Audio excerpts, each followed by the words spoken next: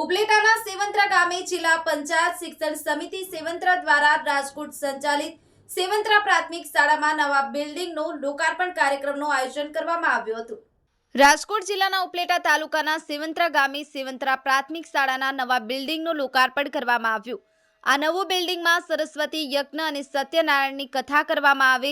આ તકે ગોંડલ સ્ટેટના શ્રી નેકનામદાર મહારાજ હિમાંશુ સિંહજી મહારાજ ગોંડલ સ્ટેટ મહારાજ સેવંત્રા ગામને આંગણે પધાર્યા અને ગામ લોકો દ્વારા ફુલહાર કરી અને સ્વાગત કરવામાં આવ્યું હતું અને આ કાર્યક્રમમાં સર્વપ્રથમ દીપ પ્રાગટ્ય કરવામાં આવ્યું। ત્યારબાદ બિલ્ડિંગનું લોકાર્પણ કરવામાં આવ્યું હતું અને આમંત્રણને માન આપી અને ખાસ પધારેલા મહેમાનોનું સ્વાગત કરવામાં આવ્યું, અભિવાદન કરવામાં આવ્યું। આ લોકાર્પણ કાર્યક્રમમાં ગામના આગેવાનો, સરપંચ શ્રી, તાલુકા પંચાયત સભ્ય તેમજ ગામના આગેવાનો ઉપસ્થિત રહ્યા અને આ લોકાર્પણ કાર્યક્રમને સફળ બનાવ્યો હતો। આ કાર્યક્રમમાં આજુબાજુના ક્ષત્રિય સમાજના આગેવાનો પણ ઉપસ્થિત રહ્યા હતા। ન્યૂઝ 9 ગુજરાતી સાથે ભાવેશ ગોહિલ, ઉપલેટા।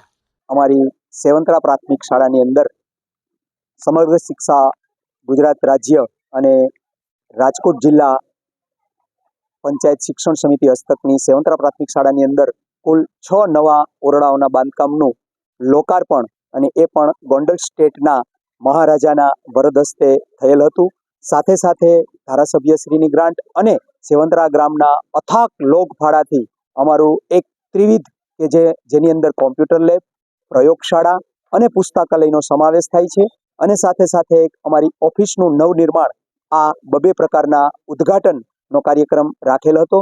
એની અંદર ગામની અંદરથી તમામ લોકો 100% ગામના વડીલો, ભાઈઓ, બહેનો, માતાઓ અને વિદ્યાર્થીઓની હાજરી હતી અને સાથે સાથે આ 3 દિવસથી આ ગામની અંદર રામદેવ પીરનો એક પટોત્સવનો કાર્યક્રમ પણ રાખવામાં આવેલો છે।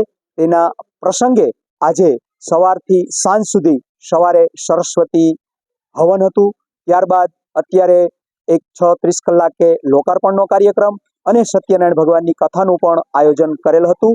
આ રીતના ત્રિવિધ કાર્યક્રમની અંદર હર્ષ ઉલ્લાસથી આજનો અમારો આ કાર્યક્રમ તમામ વડીલો, ઉપલેટાથી પણ તમામ જ્ઞાતિઓના વડીલો, પ્રબુદ્ધ નાગરિકો હાજર રહી અને અમારા આજના આ કાર્યક્રમને શોભાયમાન કરેલ હતો।